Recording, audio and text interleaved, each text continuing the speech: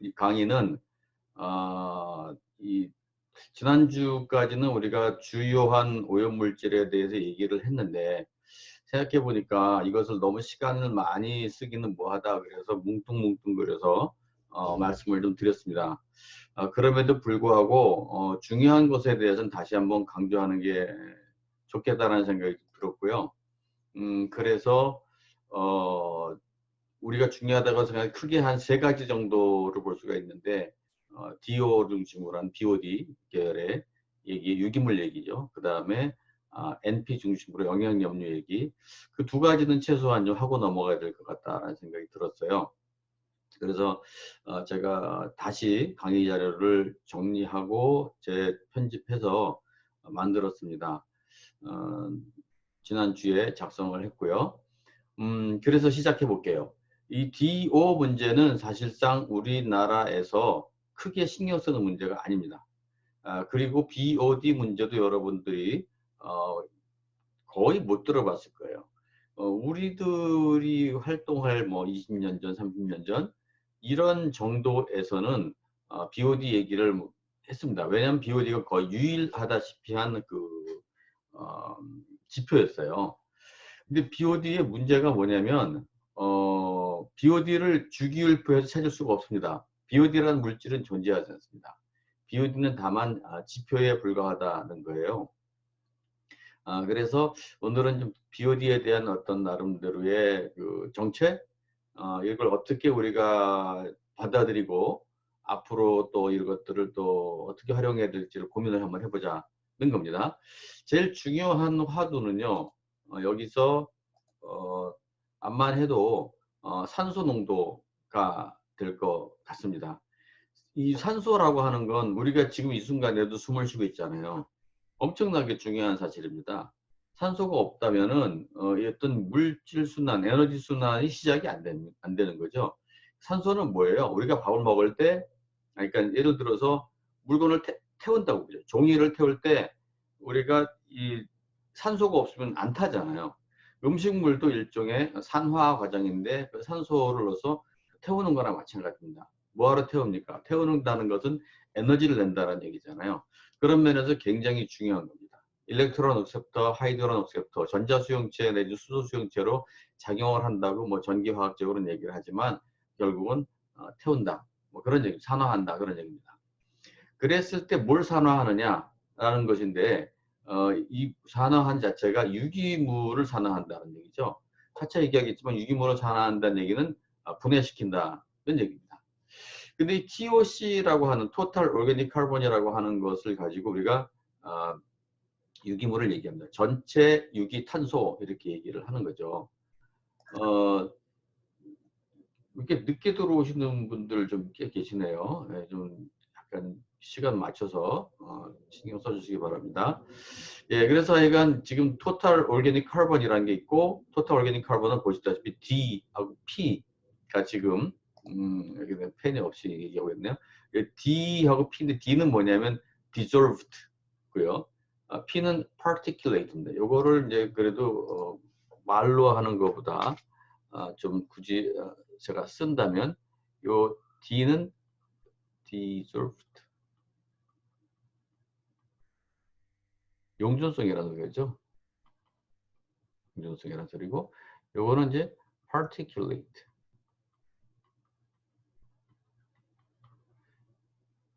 뭡니까? 고형성이라는 소리죠. 그죠? P, particulate. 용존성과 용촌이 됐는데 뭐 이거는 알아서 좀 해석을 하시고, 용존성입니다. 용존성. 그래서 그 용존성 물질과 파티큘러 고용성 물질들이 다 같이 존재를 하는 그런 상황이죠. 사실 토탈 카본이라고 하는 것은 이 TOC, 올게닉 카본과 TIC, 이놀게닉 카본이 같이 존재하는 겁니다. 카본이라고 하는 건 잘 아시다시피 우리 그 원소 주기율표에서 6번에 해당하는 탄소를 얘기하는 겁니다. 그 유기물이라고 하는 것이 근데 지구상에 인공적인 것도 있고 자연적인 것도 있고 뭐 엄청나게 많잖아요.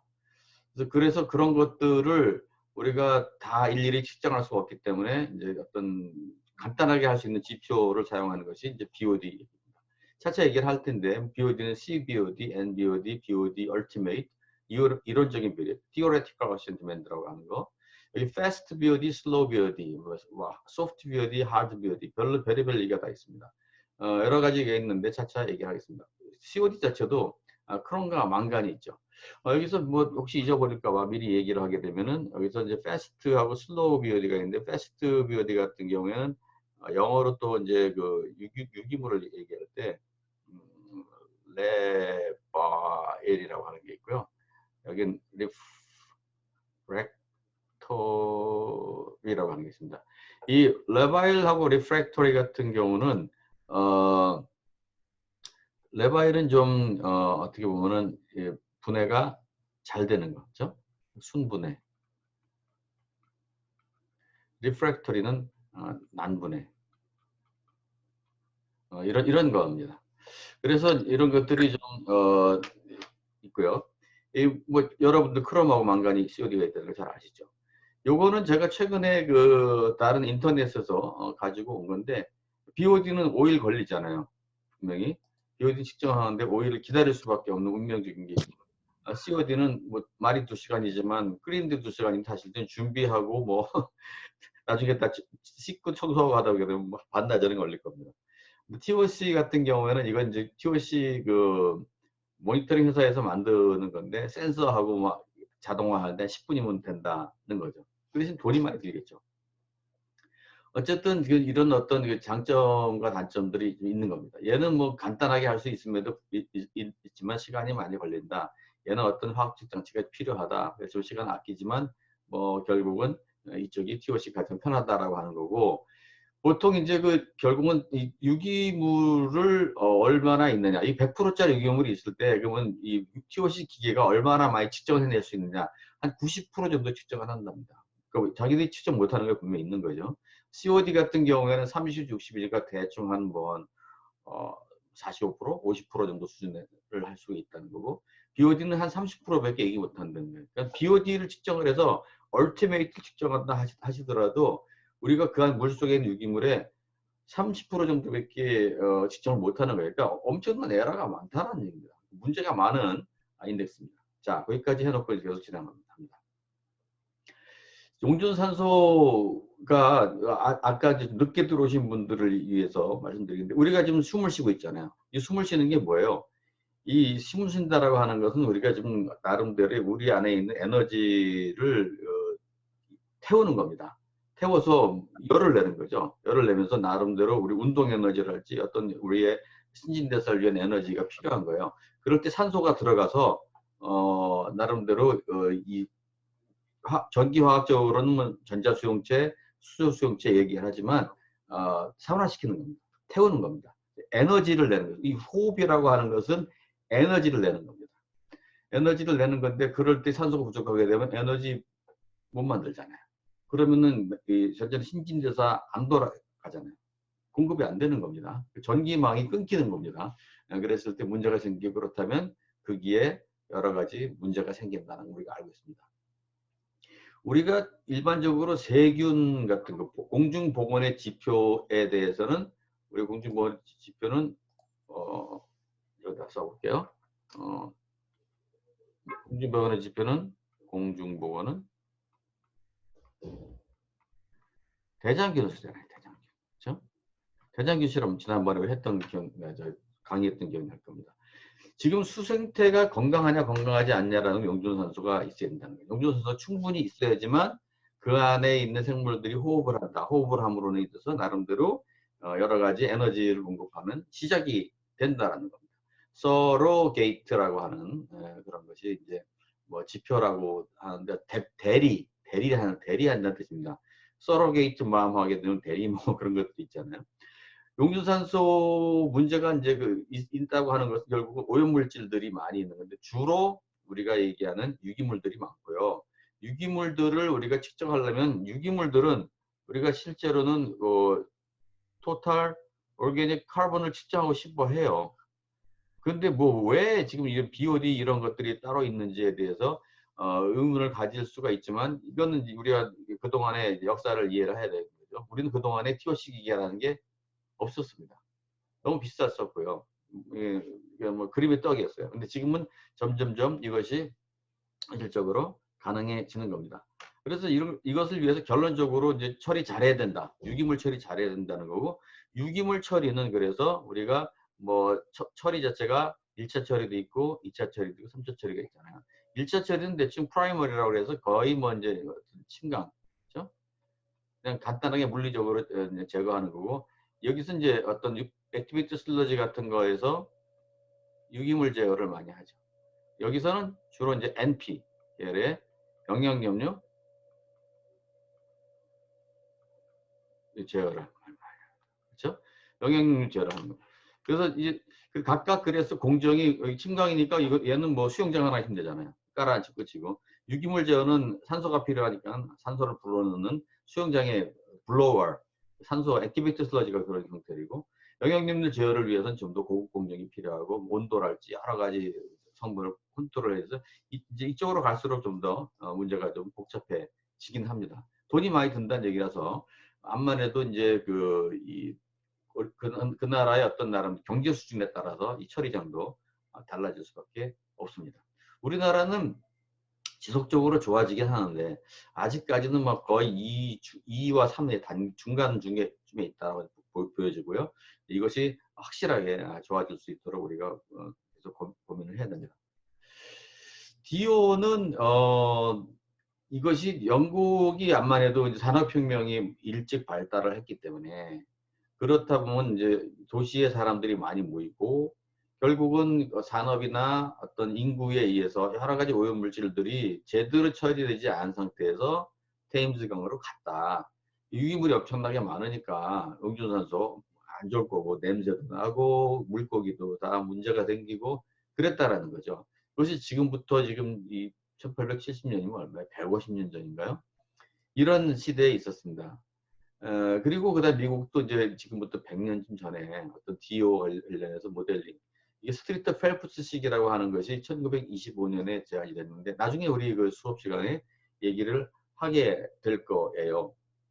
근데 이 스트리트 펠프스식이 결국은 가장 유명한 식 중에 하나인데, 어떤 DO와 BOD를 어떤 수학적으로, 그렇죠?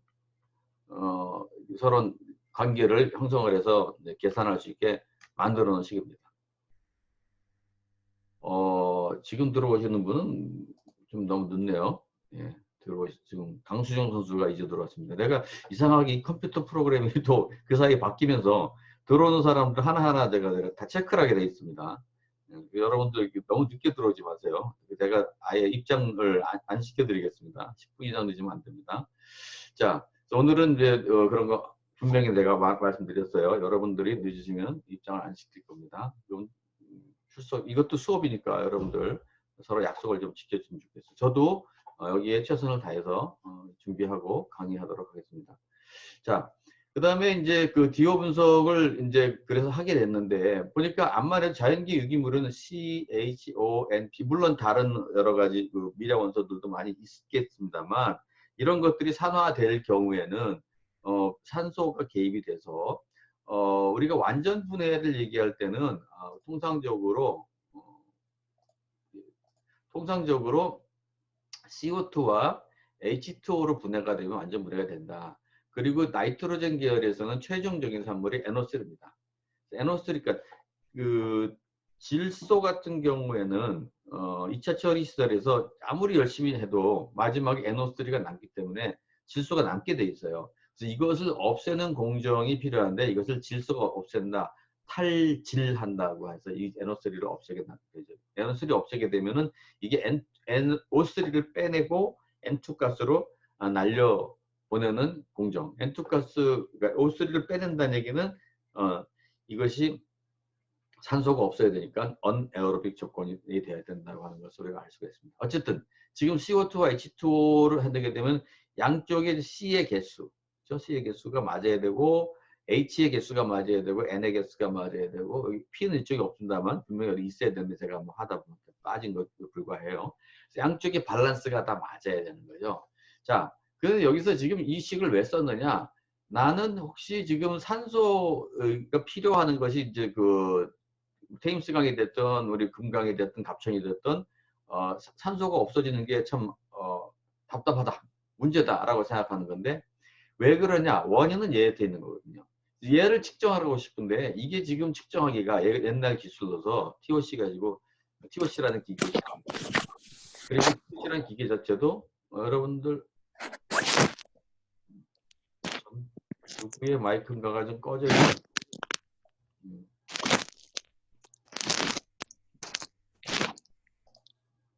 예, 내 거는 소리가 들리죠? 어떤 사람이 열심히 마이크를 켜놔갖고 음소거를 했습니다. 예. 그래서 내 말이 잘 들렸으면 좋겠습니다. 혹시 뭐 꺼가지고 내 것까지 꺼진 거 아닌가 모르겠습니다.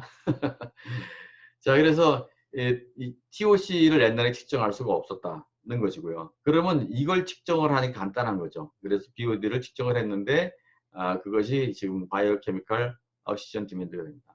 1번 슬라이드에서 얘기한 것처럼 BOD가 카본에 의한 것들도 있고 나이트로젠에 의한 것도 있고 그것이 사실은 오일 잰 것도 있지만 굉장히 오랫동안 기간 잰 얼티메이트도 있고 이론적인 것도 있고 패스트, 슬로우 뭐 다 있다고 얘기했습니다.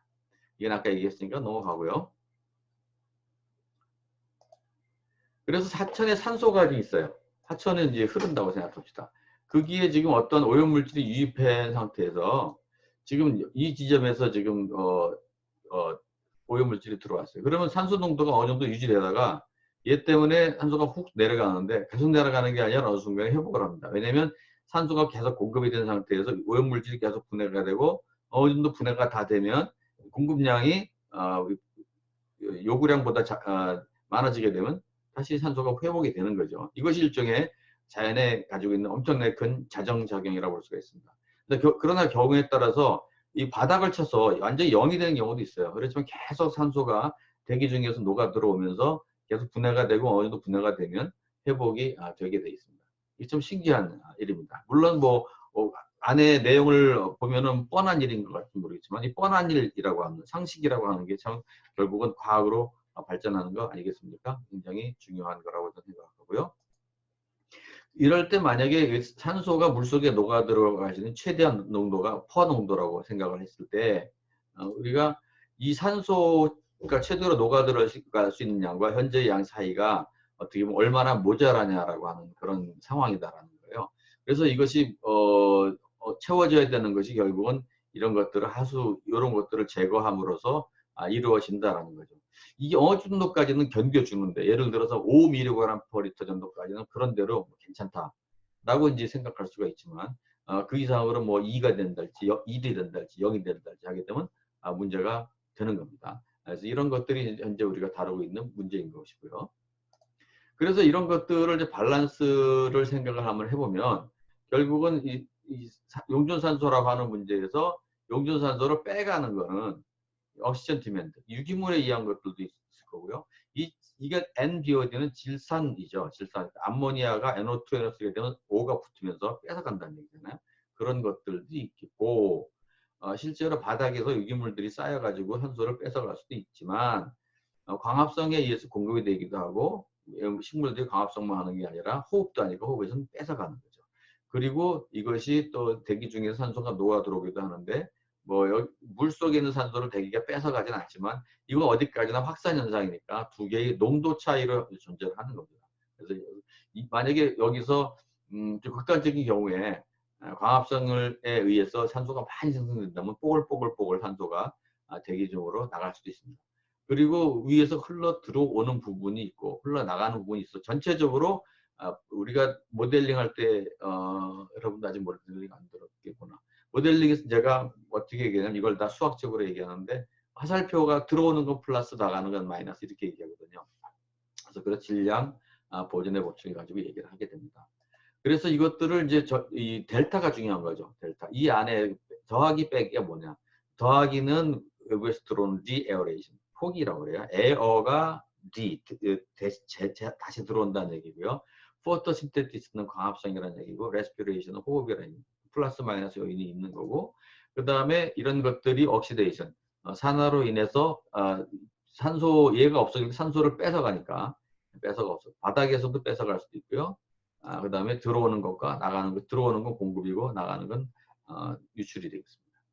자, 그래서 지금 우리가 얘기하려고 하는 것들이 이번 시간과 다음 시간을 통해서 어떤 걸 얘기할 거냐면 요 지금 이 들어오는 산소가 들어오는 것들에 대해서 많은 분들이 얼마나 들어오는지를 수학적으로 표현하고 싶어 했고요. 그 다음에 이 뺏어가는 게 얼마나 많이 이제 빨리 뺏어가느냐. 그래서 여기에 얼마나 빨리 이제 이것이 뺏기고 회복되느냐라고 하는 문제를 알고 싶어 했습니다. 그래서 이러한 요소에 대해서 이번 시간과 다음 시간에 계속 얘기를 하겠습니다. 자, 우선 첫 번째로 제가 뭘 한다고 그랬죠? 여기 atmospheric oxygen. 대기 중에 있는 산소가 녹아 들어온다고 하는데 실제로 지금 요것이 여기는 공기 중이잖아요. 여기는 수중입니다. 이 공기하고 물은 서로 개가 달라요. 이걸 우리가 어떻게 표현을 하냐면요. 이쪽은 에어잖아요. 에어. 여기는 liquid입니다. 뭐 워터라고 해야 되나요? 에어고 워터. 여기는 가스 성분이잖아요. 이 가스하고 리퀴드는 서로 이 페이스가 다르다고 그래요. 가스 페이스가 있고 리퀴드 페이스. 그러니까 기체 상태고 고체 상태인 겁니다.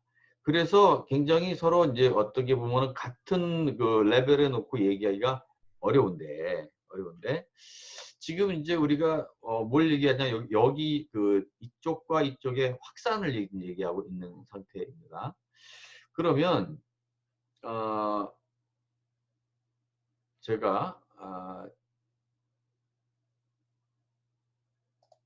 지금 확산을 얘기하고 있는 상태인데 그냥 이걸 가스로 넣고 리퀴드로 넣고 그러면 좀 복잡하다는 거예요. 쉽게 생각해 봅시다. 그래서 둘 다 그러면 물이라고 보고 그러면 물로 환산을 했을 때 여기에 지금 그 얼마나 산소 농도가 있느냐는 것이 그것이 여기에 산소 농도이고요. 여기도 산소 농도니까 제가 아까 확산은 뭐라 그랬어요? 두 개의 농도의 차이에 의해서 되는 거라고 했잖아요. 사실 대기 중에 그 산소 농도는 21%인가요? 그렇게 됐잖아요. 근데 실제 녹아 들어올 수 있는 것이 21%냐? 그렇지 않습니다. 그것이 나름대로 좀 어떤 바뀌어서 CS라는 형태로 나오는데 그것이 그 다음에 나오는 헨리의 법칙에 대한 얘기예요. 그래서 어쨌든 물로 본다면 여기에 녹아 있는 건 CS고 여기 C다. 그래서 CS와 C의 차이로 이것이 그 차이가 원동력이 된다라는 얘기입니다. 자, 그러면 CS라고 하는 건 뭐냐? CS는 여기서 나름대로 이 산소의 분압이고 헨리의 어떤 상수가 아주 있는 건데 여기 산소의 분압이라고 하는 것은 partial pressure입니다. 달턴의 법칙 기억하세요? 우리가 일기압으로 공기가 우리를 누르면 그 중에 78%는 질소가 누르는 거고 21%는 산소가 누르는 거예요. 산소의 무게가 0.21 대기압 이렇게 되는 거죠. 일기압 중에 0.2 정도가 된다는 거예요. 결국 뭐예요? 압력이라고 하는 건 누르는 힘입니다. 난 들어가고 싶어요 라는 거고요.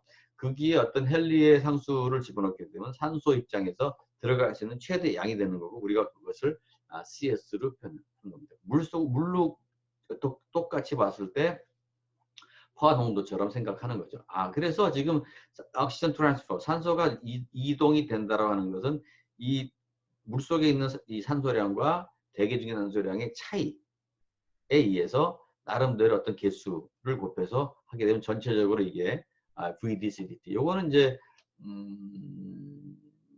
어떻게 보면 단위 시간당 산소가 이동하는 질량이라고 하는 건데 우리가 모델링 시간에 나중에 아주 신물이 나도록 쓸 내용입니다.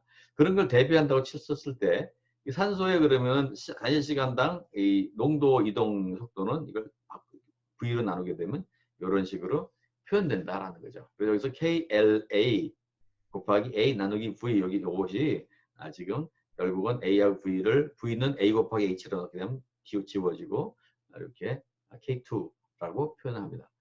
그래서 이 그림을 좀 보게 되면은 위에서 압력이 세게 되면은 이 어떤 가스상에 녹아있던 것들이 물속에 많이 들어가는데 압력이 작은 경우에는 얘들도 당연히 들어가는 게 작습니다. 이것은 우리가 많이 마시는 그 소다, 스프라이트나 뭐 사이다, 우리 사이다의 원래 뜻은 이제 미국에서는 사과 주스입니다만 사이더 이렇게 얘기합니다. 근데 우리는 실성 사이다가 들어오시면서 탄산수를 사이다라고 부르기 시작했죠. 그래서 미국 가서 사이다 그러시면은 안 되십니다. 사이더라는 애플 주스를 얘기하는 거고요. 거기 가서는 소다라고 얘기를 하시거나 뭐 세븐업 뭐 이렇게 말씀을 좀 세븐업 상표긴 한데 주로 그렇게 많이 씁니다. anyway.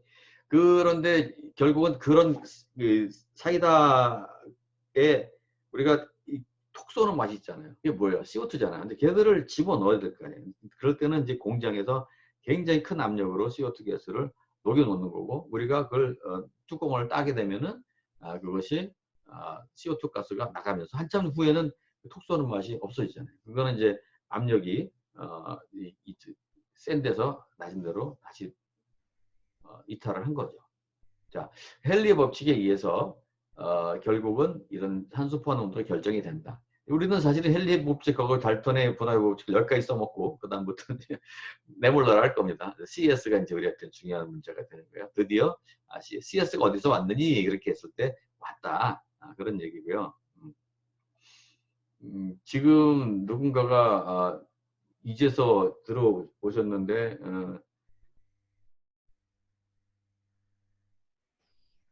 지금 들어오면 안 되는 거 아닌가요?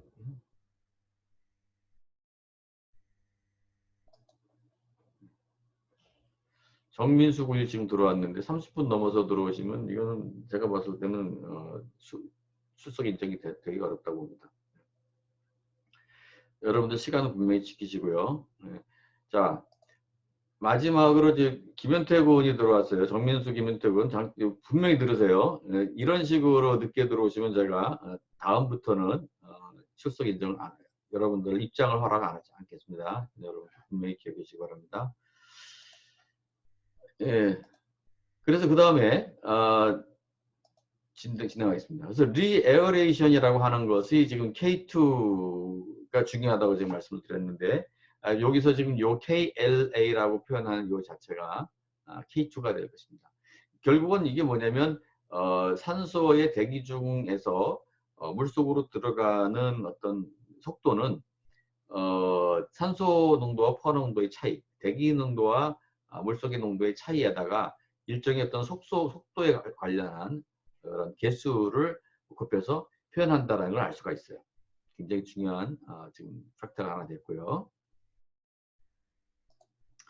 자, 이런 어떤 그 포화 농도에 대해서 고민들이 상당히 많습니다. 이거는 이제 여러분들이 이 식 자체를 외우실 이유는 하나도 없는데 어쨌든 가만히 들여다보시면 이 로그의 포화 농도가 어떤 이런 굉장히 복잡한 뭐 분모의 T자승, T3승, T4승에 대해서 만약에 T라고 하는 절대 온도만 알면은 금방 계산할 수 있구나라는 걸 알 수가 있어요. 그리고 어떤 때는 그 염분이 있을 경우에는 염분을 포함해서 계산할 수도 있고 경우에 따라서 이것이 그 고도가 높은 데 가게 되면 압력에 따라서 계산하기도 돼 있는데 대체적으로 이건 이런 그 표에 있기 때문에 여러분들이 온도하고 썰리너티하고 고도하고를 해서 자동으로 계산되는 경우가 많습니다. 그래서 여러분들은 매트에서 얼마다라고 하는 것을 그냥 아시면 될 것 같습니다. 자, 이런 걸 그래서 많은 분들이 고민을 하셨어요. 뭐 이런 오코노 더빈스라고 하시는 분들도 있고, 그다음에 오웬스 깁스라고 하는 분도 있고, 처칠 이분은 뭐 영국 수상은 분명히 아니죠. 김씨라고 다 우리 또 아나 아저씨가 아니니까. 그랬을 때 지금 일반적으로 이제 여기는 좀 일반 하천, 얕은 하천, 좀 깊은 하천에 대해서 유속과 수심 가지고 이런 어떤 그 리에어레이션 코에피션트들을 잴 수 있게 만들어 놨는데 또 어떤 분은 또 이것을 우리를 위해서 자동으로 이렇게 코바라고 하는 분이 물론 이건 컴퓨터 안에서 콜투케라는 모델에서 자동으로 되게 돼 있고 콜투케뿐만 아니라 다른 모델에도 여러분들이 할 수 있지만 나중에 결국은 어떤 것들이 선택을 하게 되거나 자동으로 하게 되거나 할 수 있습니다. 자, 그래서 지금 KD, K2 이것이 현재 지금 외부에서 특히 대기 중에서 물속으로 산소가 녹아 들어오는 이동 속도를 나타낸다라고 볼 수가 있습니다.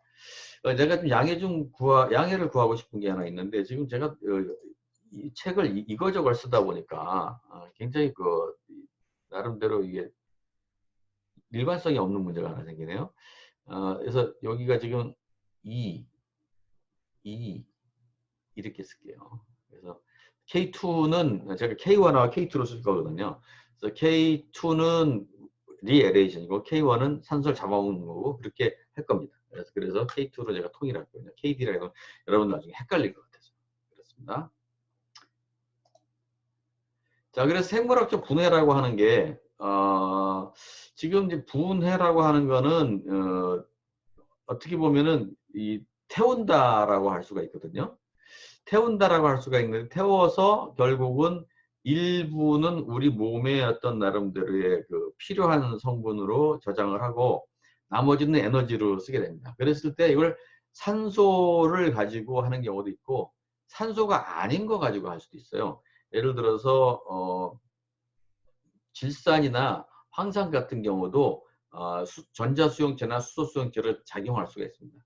이것은 뭐냐면 결국 안에서 어떤 전기화학적인 반응에 의해서 서로 주거니 받거니 했을 때 그것이 매개체가 산소가 될 수도 있고 산소가 아닌 것도 될 수 있어요. 근데 문제는 산소가 굉장히 효율적인 산화제이기 때문에 아주 안정된 화합물을 깨끗하게 물건을 만들어내는 거고 현기성 분해 같은 경우는 지저분합니다. 냄새가. 일단 메탄가스 같은 거, 그 다음에 매캐한 계란 썩은 냄새 같은 거 나는 것이 산소가 충분하지 않은 상태에서 반응된 현기성 분해인 경우예요. 그래서 유리산소가 없을 경우에는 수소 수용체가 질소나 황 가지고 여기서 사실은 들어가줘야 되는데 그렇습니다.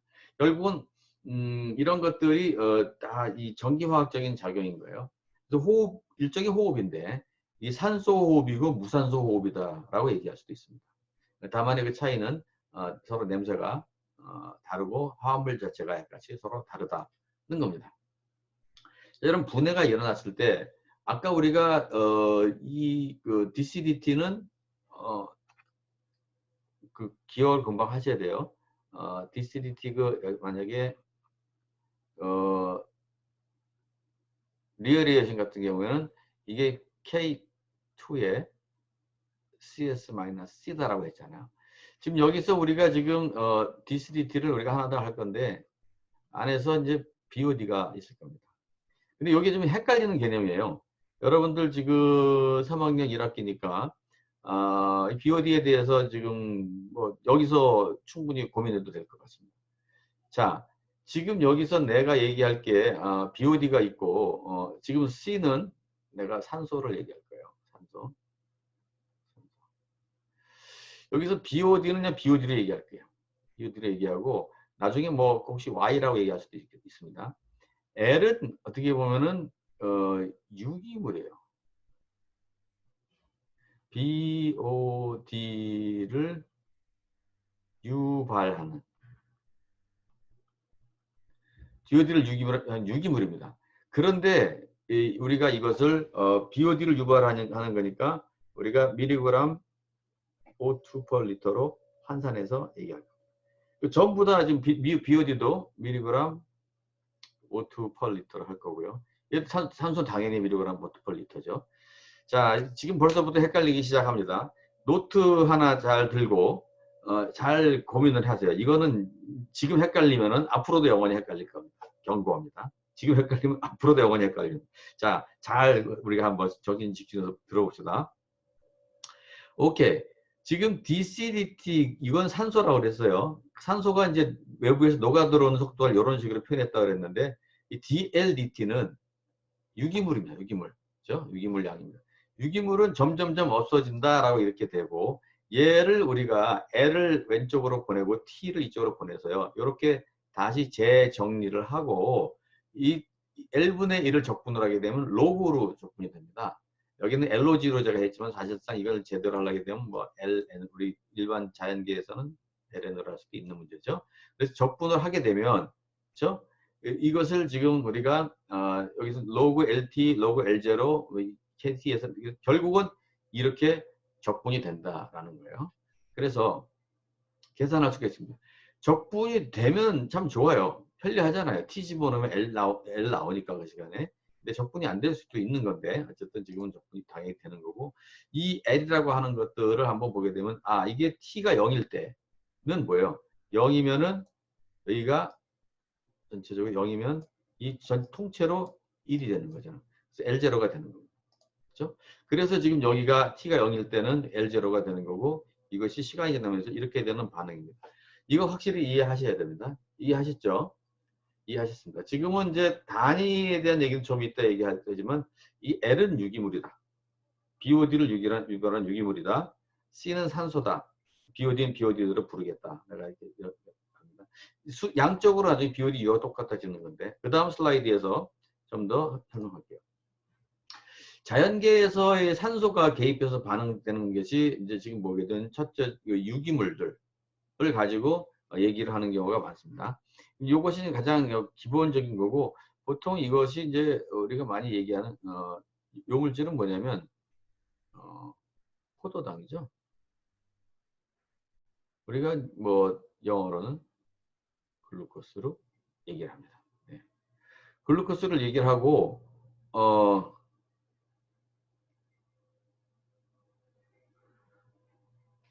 글루코스를 얘기를 하고요.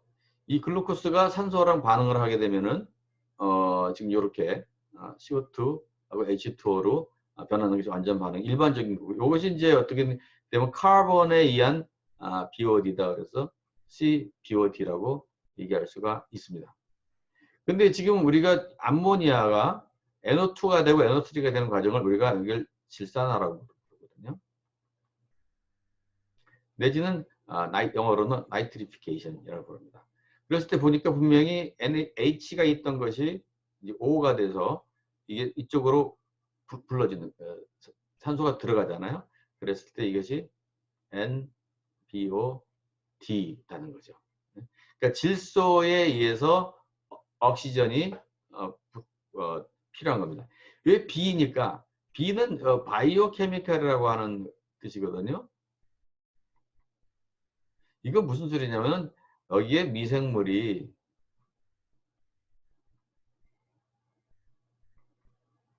그렇죠? 미생물이 개입을 해서 한다는 뜻이에요. 그래서 질산화 미생물이 있고요. 이건 일방적으로 이제 이 카본을 쓰는 미생물이 또 있을 겁니다. 그리고 이제 거꾸로 만약에 이 질산을 식물성 플랑크톤이 먹을 때 산소가 튀어나올 수밖에 없죠. 그렇죠? 그 다음에 아까 탈지드라고 그랬는데 이런 NO3가 최종 산물인데 얘들을 우리가 만약에 없애고 싶어서 이걸 N2 가스로 보내려고 할 때는 이런 반응을 거치게 되는데 우리가 여기서 볼 때 C가 들어가는 게 유기물이 들어가는 걸 알 수가 있어요. 여러분들이 폐수 처리를 할 때 탈질 반응에서는 탄소원 지금 유기물 얘가 탄소원이죠. 탄소원을 집어넣어야 된다 그런 말이 있죠. 결국 탄소원을 집어넣게 되면 얘가 없어지는 만큼 이런 BOD가 없어지는 걸 우리가 알 수가 있어요. 그 다음에 광합성을 하게 되면은 광합성은 기본적으로 CO2와 H2O를 모아가지고 나름대로 유기물을 형성하는 거죠. 여기서 그리고 다시 이것이 레스피레이션이라고 하는 그거에 완전히 거꾸로 된 과정이라고 하는데 여기서 보통 아까 위에 여기서 C가 6개고 이게 12개고 이게 6개면은 지금 글루코스 그렇죠? 포도당이라고 그랬고 제가 양쪽으로 밸런스를 맞추려면 6개 6개 그 다음에 여기가 또 6개 이런 식의 반응이 있는 거죠. 네. 그랬을 때 이제 이것들이 이런 형태로 지금 되는 것을 알 수가 있습니다. 자, 그래서 BOD가 지금 보니까 금방 이규리 선수가 마지막으로 등장하랬군요. 세상에 지금 45분 수업 끝날 때 다 됐는데 들어오는 건 무슨 면허입니까? 참. 자, 여기서 BOD 얘기를 뭐 여태까지 강의 못 들으신 거 손낸 거죠. 자, 그래서 BOD가 지금 여기서 이런 식으로 분해가 됐을 때 잘 따져보셔야 돼요. 오케이. 그럼 탄소는 분자량이 뭐 12잖아요. 그죠? 옛말에. 산소는 지금 16 곱하기 2에서 32가 되는 겁니다. 그럼 이게 6개가 있고 이제 이것도 6개 있으니까 여기 보니까 카본이 6 곱하기 10돌 이렇게 돼 있어요. 아니, 여러분들 다 안 보이겠네. 네, 죄송합니다. 자, 이 카본이 6 곱하기 10돌 이렇게 돼 있습니다. 그 다음에 이 산소가 6 곱하기 30돌. 이건 무슨 소리입니까? 탄소하고 이 산소하고 서로 비를 얘기하는 거예요. 그랬을 때 완전하게 이런 식으로 분해되는 퍼펙트한 반응에서는 이런 식 그램 대 그램으로 2.67이라고 하는 비가 있습니다. 이거는 지금 눈여겨보시기 바랍니다. 뭐 외워지지 않겠지만 아주 자주 나올 거기 때문에. 그래서 이것이 지금 보게 되면 완전한 반응이잖아요. 근데 사실은 지구상에서 이렇게 완전한 반응은 일어나지 않습니다. 이건 이론적인 반응입니다. 그래서 이것이 우리가 자주 얘기하는, 나중에도 얘기를 할 때쯤 미리 한 번 더 얘기해도 나쁠 거 없어서 제가 적습니다. 이것은 이론적인 반응이다. Theoretical Oxygen Demand. 그래서 THOD라고 많이 얘기합니다. 그래서 탄소가 이 정도 있을 때 산소를 얼마나 필요합니까? 이렇게 물어보는 질문들이 왕왕 나와요. 그래서 이런 것들이 뭐 기사시험이랄지 여러분들 자격시험이랄지 굉장히 시험 문제 내기 좋은, 편리한 시험 출제자 입장에서 특별히 기억하시기 바라고. 자, 암모니아 같은 경우도 똑같은 얘기를 할 수가 있습니다. 암모니아 같은 경우도 암모니아가 사실상은 중간에 이제 이 과정이 생략이 됐는데 처음엔 NO2로 돼요. 사실은 NO2로 됐다가 다시 산소가 더해지면 NO3가 되겠죠. NO2는 나이트라이트, NO3는 나이트레이트 이렇게 불러요. 어쨌든 그런 차차 공부하기로 하고. 자, 결론적으로 얘기했을 때 여기는 질소 한 개에 산소 얼마가 들어갔습니까가 이제 질문이라면, 그렇죠? 질소가 이런 식의 1몰이고 산소가 2몰이 들어갔습니다. 그랬을 때 산소가 뭐 얼마일 때 질소가 얼마입니까? 뭐 이렇게 물어볼 거 아니에요. 그래서 오케이, 얘는 1몰이니까 14 이렇게 되는 거고요. 그 다음에 산소는 2몰이니까 32 이렇게 해서 이렇게 이론적으로 암모니아가 있음으로 해서 산소가 얼마나 필요하겠냐는 걸 거꾸로 이론적으로 추정할 수가 있습니다. 그렇죠? 자, 앞으로 여러분들이 실험을 할 때 TKN이라고 하는 걸 실험을 하게 될 거예요. TKN은 여기서 TN이라고 일단 이거부터 먼저 할까요? TN은 하여간 모든 N을 다 합한 겁니다. 유기물 N, 암모니아 속의 N, NO2의 N, NO3의 N. 여기서 주의해야 될 거는요. N만 하는 겁니다. N만. 그러니까 NO3N, 예를 들어서 여기 NH4의 N은 14 하나만 있는 거예요. 1몰. 그렇죠? 여기서도 이쪽에 보면 N이 하나밖에 없어요. NO3N이라면 여기 있는 N이니까 N이 한 분자. N도 뭐 원자죠. 그렇죠? 저렇게만 되는 겁니다.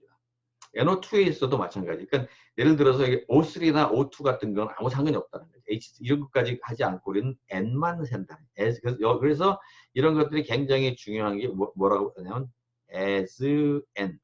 N만 가지고 계산한다는 게 중요합니다.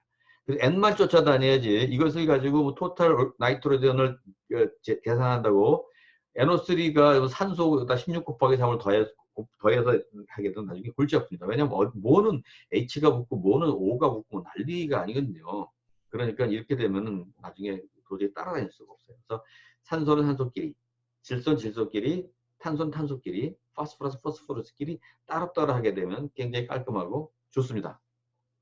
자, TN이라고 하는 것이 전체 N이라고 하는 것을 알았는데 TKN은 뭡니까? TKN은 나중에 실험할 때도 여러분들 많이 나올 용어인데 이건 토탈 좀 복잡해요. 킬달 나이트로젠입니다. 이건 사람 이름입니다. 킬달이라고 하는 건 킬달 장치인데 킬달 장치를 만드신 분이죠. 결국은 끓이는 기계를 만드신 분입니다. 만드신 분인데 그분이 한 장치로 할 수 있는 게 이런 유기질소와 암모니아 질소. 그러니까 이 지금 여기 4개 중에 2개만 할 수가 있는 거예요. 이 지금 2개를 비교를 한번 해보시면 굉장히 특이한 것이 있어요. 색깔을 바꿔서 제가 해봅시다. 지금 여기서 지금 여기 끊었어요. 얘들하고의 가장 근본적인 차이가 뭡니까? 그렇죠? 산소가 있냐 없냐잖아요. 그렇죠?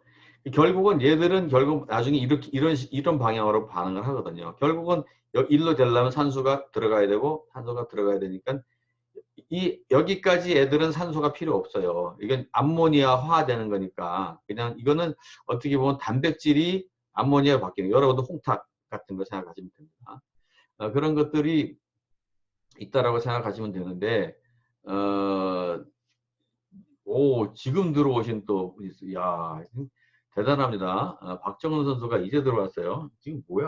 50분인데. 저는 지금 이게 2시간짜리 강의인데요. 얘기하다 보니까, 지금 여기까지 얘기하고 잠시, 쉬킬까요? 아니면 계속 갈게요. 계속 가는 게 나을 것 같아요. 네, 지금 현재. 저는 제가 에너지가 있으니까 계속 가겠습니다. 자, 그래서 지금 뭘 얘기했냐면, 여러분들 중간에 자꾸 출석을 하시니까 내가 강의가 끊어지잖아요. 자, TN이 있습니다. TN이 있는데 그걸 2가지 부류로 할 때 산소가 있는 애들과 없는 애들. 그러니까 산소가 없는 애들은 TKN으로 따로 분류를 하고 얘들은 앞으로 산소를 필요로 한 애들이거나 얘들이 NOD를 유발하는 물질이다. 그래서 TKN이라고 하는 것을 아셔야 됩니다. 자, TN이 있고 TKN이 있고 TKN은 NBOD를 낼 수 있는 물질들을 다 한 거고 얘들은 우리 as N으로 한다는 걸 분명히 기억하시기 바랍니다. 여기까지 하고 일단 넘어갑니다. 자, 그래서 BOD 카이네틱스가 있는데 K1 아까 K2에 비해서 K1은 뭐냐면 지금 그 BOD가 좀 없어지는 그런 속도를 얘기하고 있는 거예요. 분명히 온도의 관계가 되고 여러 가지 사람들이 측정을 많이 했는데 이건 우리가 지금 현재 눈에 들어오지도 않고 여러분들 숫자를 얘기해봤자 별로 의미가 없다고 생각합니다. 그렇지만은 어떤 애들은 빨리 분해가 되고 어떤 애들은 천천히 분해가 되는데 빨리 분해된 애들은 K값이 큰 거예요. 슬로우는 K값이 작은 거예요. 그래서 K값에 따라서 우리가 많이 다른 거고요. 자, 이걸 얘기를 하면서 같이 마저 얘기를 쭉 합니다. 여기서 지금 이제 그 CBOD하고 굉장히 중요한 슬라이드예요, 지금. L이 있습니다. 유기물이라고 얘기했죠.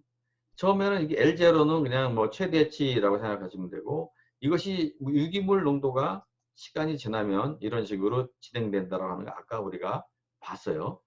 그런데 지금 우리 제일 처음에 BOD의 정의를 한번 얘기를 해볼까요? BOD를 얘기하게 되면 여러분들 BOD는 뭐예요? BOD는 DO0에서 DO에다가 어떤 시간이잖아요. 그러니까 우리가 1일 BOD가 있고 2일 BOD가 있고 3일 BOD가 있고 4일 BOD가 있는데 쭉 나중에 이제 얼티밋 BOD가 있을 거 아닙니까? 그럼 이게 점점점 가다 보면 이게 늘어날 거다라는 거죠. 그렇죠? 그래서 BOD는 이런 식으로 점점점 늘어날 거로 생각이 듭니다. 그래서 BOD를 어떻게 될 것이냐면 이런 식으로 될 거예요. 그렇죠? 1일 BOD, 2일 BOD, 3일 BOD, 4일 BOD 이런 식으로 될 겁니다. 그 다음 어떤 시간 T가 있을 때 그럴 때 여기 좀 요 빨간색은 얼마나 얘가 분해돼서 남아 있느냐라는 얘기인데 우리는 그 사실은 이 BOD는 거꾸로 얘기해서 요만큼이 BOD거든요. 이게 지금 사실은 이게 거울 이미지가 돼서 이게 LT가 이 정도가 LT가 되는 거고 사실은 이게 토탈 여기부터 여기까지가 YT가 되는 게 맞죠. 헷갈리니까 제가 좀 다시 좀 지우개로 약간 지워놓고 그렇죠? 네. 그런 이 거울 모양이다라고 하는 것을 분명히 기억하셔야 돼요. 그렇죠? 이것도 지저분하니까 지우겠습니다.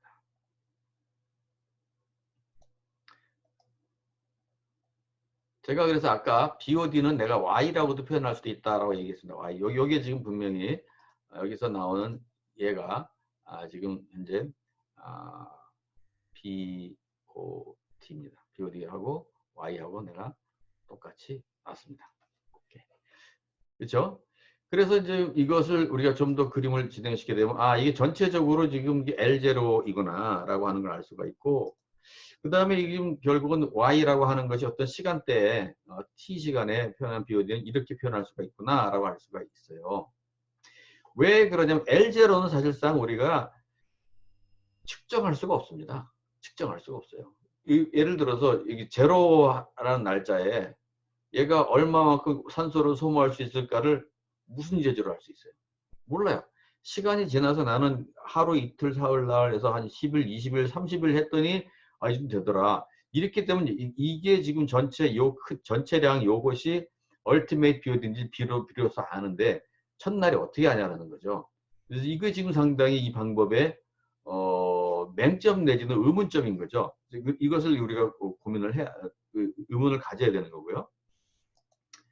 자, 그래서 BOD라고 하는 맛이 BOD5 편에서 오일만 재는 거지만 사실상은 우리 대부분의 물질에서는 우리가 알고 싶은 게 TOC예요. 궁극적인 유기물의 농도가 얼마냐라고 알고 있기 때문에 이 얼티메이트 BOD가 결국 L0랑 수학적으로 했습니다. 숫자가.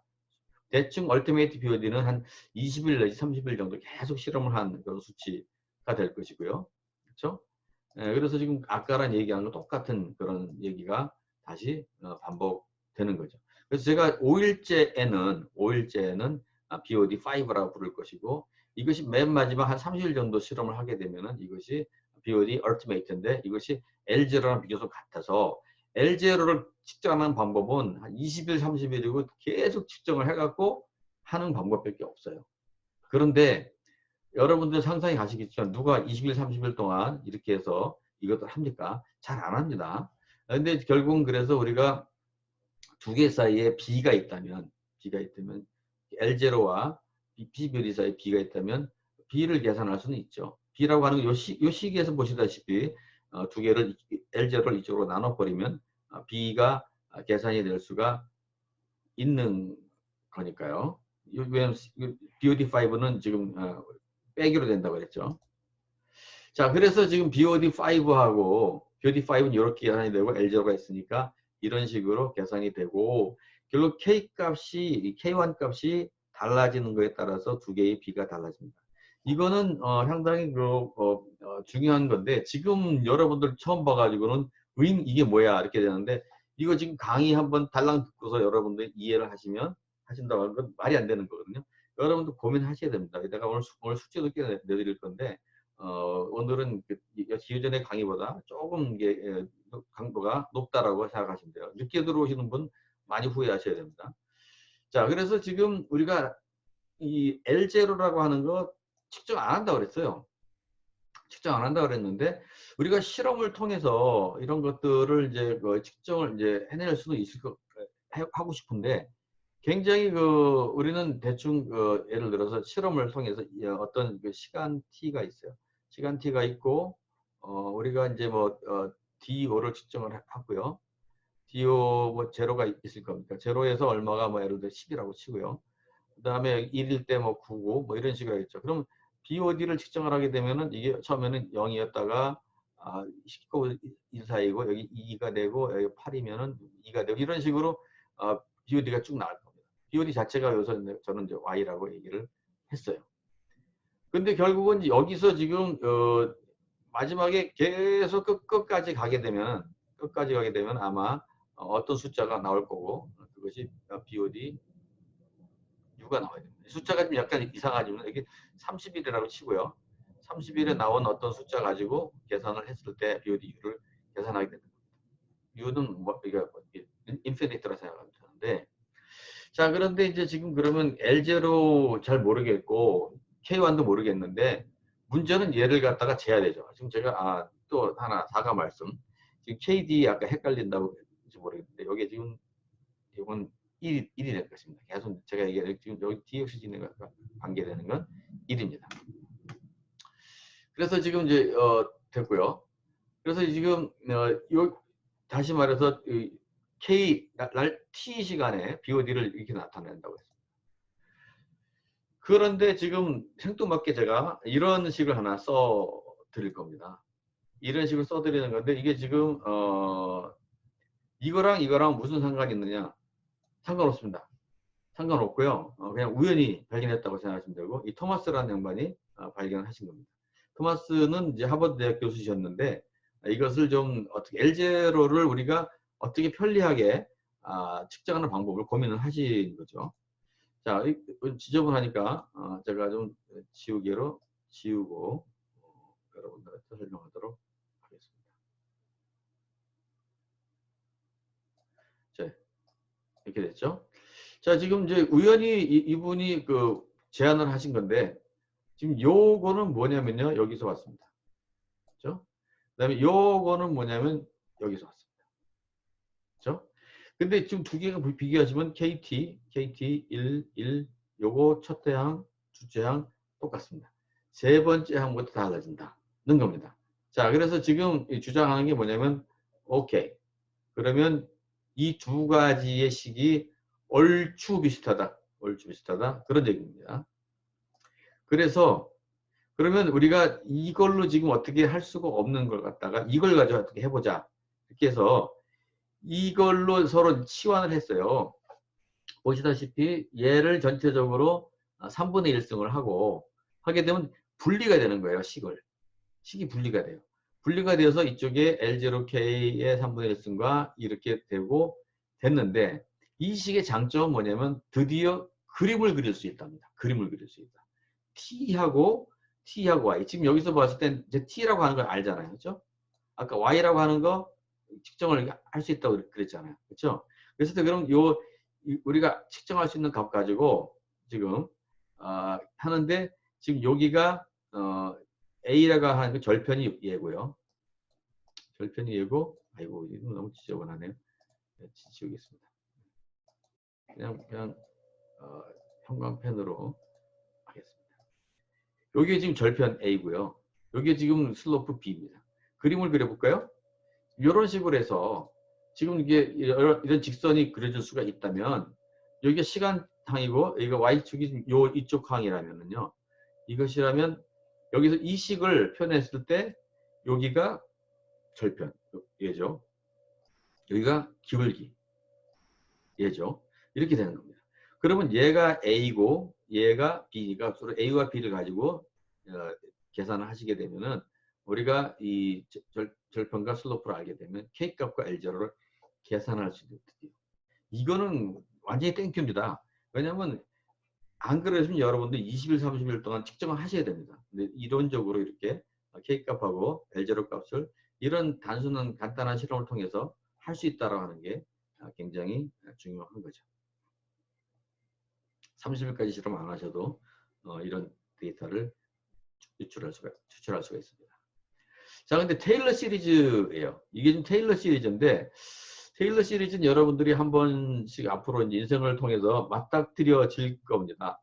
근데 한번 여기서 기왕 얘기가 나왔으니까 얘기를 한번 해보죠. 뭐.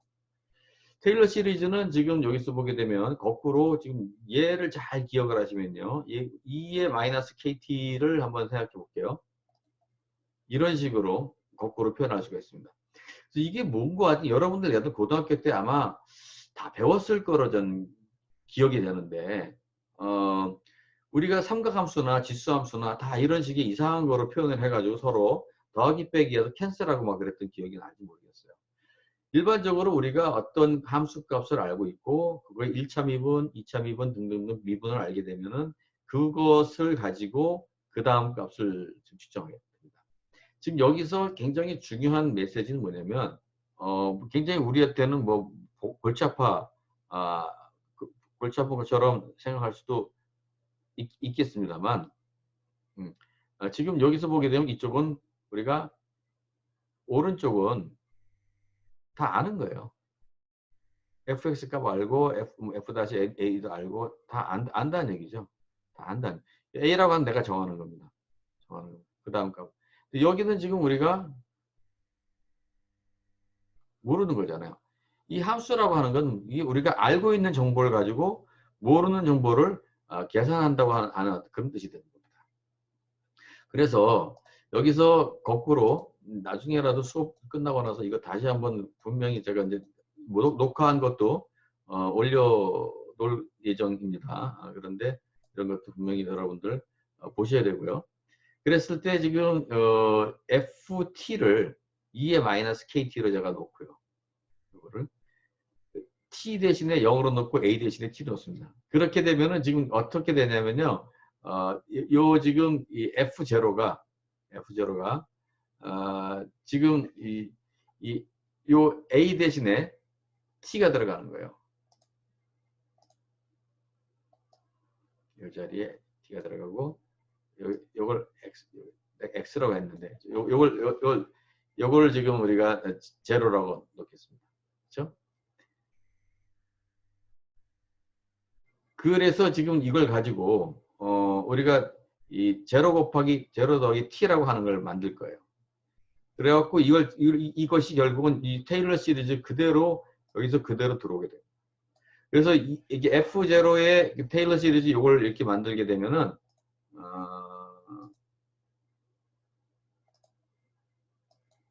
지금 요렇게 F0가 되고 F0 값이 이렇게 되고 이게 1이 되고 이건 다시 미분을 계속하게 되면 이건 미분하기 좋잖아요. 이 지수만 계속 튀어나와서 마이너스 K, K자승, 마이너스 K3승, K4 이런 식으로 할 수 있거든요. 그런 식으로 대입을 하게 되면 간단하게 계산이 된다라고 하는 겁니다. 그렇게 기억해 주시기 바라고요. 한번 나중에 여러분들 복습을 하는데 거꾸로 우리가 옛날에 이의 x는 이 x는 이렇게 됐던 것이 기억하실 겁니다. 그래서 이런 걸 시리즈를 가지고 우리가 마이너스 x와 2의 x를 서로 부호가 다르니까 서로 캔슬해서 쉽게 계산할 수 있었던 걸 기억할 수 있을 거예요. 자, 그래서 BOD에 대한 얘기를 이제 계속 하고 있는데요.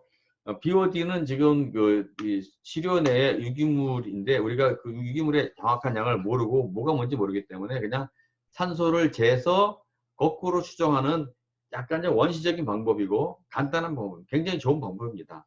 자, BOD 말 그대로 생물, 화학적인 산소 요구량입니다.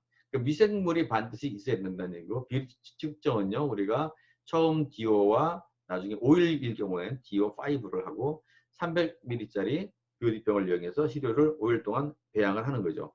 근데 아까 좀 이 맹점이 하나 있어서요. 우리가 제가 다시 펜으로 바꾸겠습니다. 우리가 어떤 DO가 이제 T가 있는데 이 DO 제로가 사실은 어떻게 보면 대체적으로 CS 이 포화 농도인데요. 이게 아무리 많아도 한 14 정도고요. 보통 한 10 정도밖에 안 돼요. 그럼 이것이 만약에 DO가 최종이 0이라면은 10 빼기 0은 10입니다. 그렇죠? 10 빼기 0은 10입니다. 그럼 이 방법으로는요. 10 이상의 BOD를 계산할 수 있는 방법이 없는 거죠. 근데 BOD가 실제로는 뭐 10만이 아닙니다. 100, 뭐 1000, 만, 10만까지 있는 거잖아요. 100만까지 있는 거죠. 그랬을 때 그것을 재기 위해서는 그럼 굉장히 더러운 물은 금방 0을 만들 테니까 이것 희석을 시켜서 하는 방법이 있을 것 같습니다. 그래서 한번 여기 몇 가지 문제를 풀고 우리가 강의를 정리하겠습니다. 자, 그래서 BOD가 대충 희석을 해갖고 굉장히 더러운 물이기 때문에 희석을 해서 하게 되는데 BOD를 조그만 걸 5mm를 샘플을 한 경우, 10mm를 샘플로 하는 경우, 20mm 샘플로 하는 경우가 희석률이 뭐 이게 60배, 30배, 15배 이렇게 된다고 치죠. 그 샘플을 우리가 이제 실험을 했더니 초창기 오일, 초창기 오일 다 있습니다. 초창기 오일. 그래서 우리 그때 쟀는데 차이가 꽤나 있어요. 그래서 이거 가지고 우리가 측정을 해서 BOD5를 측정을 했더니 뭐 이렇게 세 개가 나왔고 이것을 우리가 이렇게 BOD 측정하게 됩니다. 보시다시피 지금 뭐 약간 이 뭐랄까 러프한 방법이라고 보실 수가 있을 것 같습니다. 자, 근데 그럼 이런 희석한 것들은 도대체 어떻게 계산합니까? 뭐 이렇게 물론 뭐 곱하기 하면 아주 심플하게 되는 거지만 희석이라고 하는 것은 그림을 일단 얘기를 하게 되면 BOD의 어떤 그 샘플의 어떤 농도와 최적인데 두 개, 최적하고 농도를 곱하게 되면은 질량이 되는 거 알죠? 그죠? 질량 보존 법칙입니다. 여기에 그럼 나름대로 질량이 두 개 곱하게 되면 하나의 질량이 나올 거예요. 유기물에. 그 다음에 그 안에 바깥에 이제 여기 희석수라고 해서 이제 맹물, 이를 이렇게 섞었습니다. 여기는 이제 BOD가 뭐 일반적으로 제로가 되는 것이 맞는데 제로가 아닌 경우도 있어요. 그러면 제로가 아니다면 역시 여기도 나름대로 질량을 하게 되면 두 개가 더해야 됩니다. 그래서 여기서 보시면 이 두 개 파란색에 있는 질량과 빨간색에 있는 질량이 두 개 합하게 되면 전체 질량이 되는 거고 내가 알고 싶은 게 뭐예요? 내가 알고 싶은 건 이 샘플 안에 BODW예요. BODW를 통해서 이렇게 정리를 하게 되면 이렇게 아주 심플하게 했습니다. 나머지 잡다하게 제가 많이 써놨는데 이것은 이제 BODT. 희석수 같은 경우는 우리가 따로 실험을 해서 희석수의 BOD를 계산을 해야 되고요. 그리고 혼합시료 자체는 이 BODM도 혼합을 했으니까 실험을 할 거 아닙니까? 혼합을 해서 그때 BOD 따로 계산하셔야 되고 VD와 VM과 VW는 우리가 다 알고 있는 거잖아요. 그래서 아주 심플하게 계산할 수가 있어요. 뭐 여러 다른 참고문을 많이 보시게 되면 뭐 복잡하게 많이 합니다만 이렇게 이식만 이해를 하시면 우리가 쉽게 계산할 수가 있고요. 시딩이라고 해서요. 이거는 이제 미생물을 매개로 하는 거기 때문에 우리가 분명히 미생물이 존재를 하게 됩니다. 근데 이제 일반적으로 앞에 봤을 때 희석수 같은 경우에 희석수는 원래 순수한 물이기 때문에 여기 뭐가 있으면 안 되는 거잖아요. 이게 되는 거잖아요. 근데 안 있어야 하는 경우가 있어요. 왜냐하면 완전히 순수한 물 같은 경우는 미생물이 없어서 결국 미생물이 없으면 산소 소모를 안 하기 때문에 일부러 그래서 미생물을 희석수에 약간 어느 정도 집어넣는 경우도 있는 겁니다. 그렇죠? 지금 방법은 앞에서 얘기한 요 계산하는 방법하고 완벽하게 똑같죠. 완벽하게 똑같게 여러분들이 숫자가 다 VM이 얼마, 예를 들어 VM은 보통 믹스는 300이니까요. 그리고 희석수는 290이고 샘플이 10이다 그러면 이게 290, 300, 10 이렇게 되는 거고 VM이라고 하는 건 여러분들이 혼합시료니까 혼합해서 측정을 하게 됩니다. 그랬을 때 최초가 9점이고 최종이 2게 되면 혼합시료의 BOD는 이렇게 되는 거거든요. 여기에 좀 똑같이 적용이 되는 상태고요. 그리고 희석수 같은 경우에는 이런 식으로 해서 9.2 빼기 8이 되어 있습니다. 그래서 결국은 그런 어떤 희석 배율을 다 고려를 해서 희석 배율은 사실은 최적을 여러분들이 제대로 써주게 되면 자동으로 고려가 되는 거죠. 이런 식으로 계산을 할 수가 있다는 겁니다. 그 다음에 우리가 이 K 자체가 온도에 따라서 다르다 그러는데 자 여러분들 지금 숙제예요. 숙제 지금 여러분들 지금 분명히 지금 이 문제 예제 여기와 이 문제 예제 그리고 이 문제까지 측정 다 숙제를 따로 똑같이 계산하셔서 저한테 답도 있고 다 뻔하지만 보내시기 바랍니다. 숙제입니다. 한번 손으로 풀어보셔야 됩니다. 자, 그래서 이게 또 하나의 값은 이제 여기까지 얘기하고 오전에는 우리가 일단은 강의를 쉴 생각이에요. 그래서 오후에 계속 하겠습니다. 여기까지 우리가 집중을 마저 해주십시오. 자, K값이 0.23 per day입니다. 0.23 per day라고 하는 것은 우리가 지금 이렇게 됐었죠. L이 L0에 2에 마이너스 K1T. 얘가 이제 0.23 per day라고 그러는데요. 우리가 BOD에서 Y를 구하면서 Y는 L0에 1 마이너스 2에 마이너스 K1T다라고 얘기를 했었습니다. 그렇죠? 예. 그래서 지금 여기서 물어보는 게 얼마입니까? BOD5, Y5가 150이다. 이렇게 돼 있어요. 150. 그렇죠? 그래서 K1이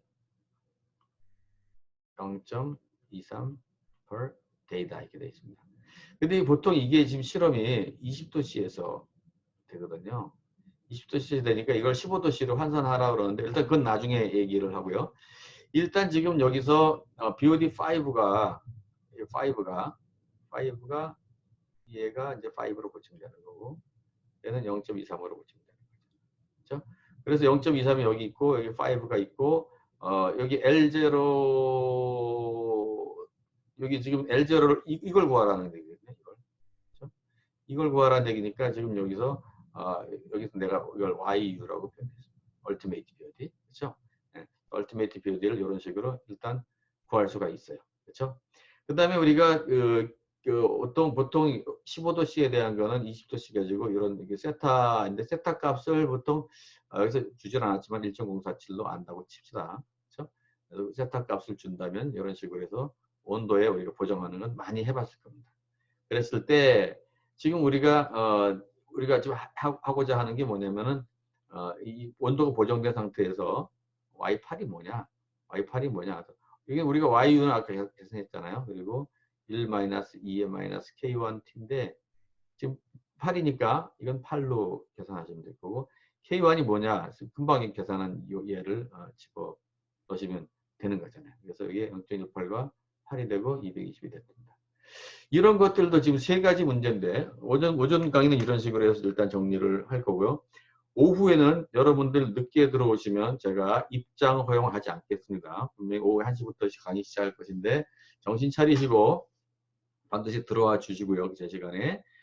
이 세 개 시험 문제 지금 풀기는 식사 시간 다 돼가니 어떤지 모르겠습니다. 잘 푸시고요. 오후에도 약간 숙제가 있어요. 오늘은 좀 정신 단단히 차려서 강의하는 날로 시작했으면 좋겠습니다. 어쨌든 오전에 수고 많이 했고요.